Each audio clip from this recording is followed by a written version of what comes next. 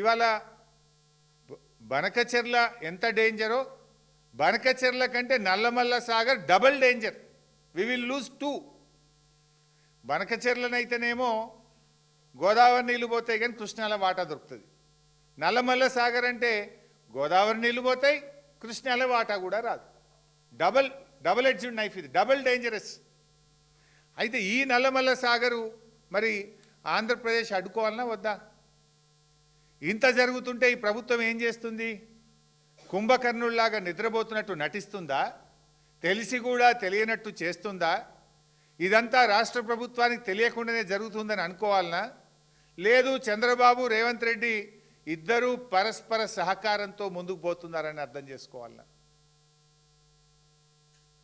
ఎందుకంటే ఇంత డేంజర్, పక్కన కర్ణాటక మేల్కొన్నది, మహారాష్ట్ర మేల్కొన్నది, తెలంగాణ ఎందుకు మేల్కొంటలేదు?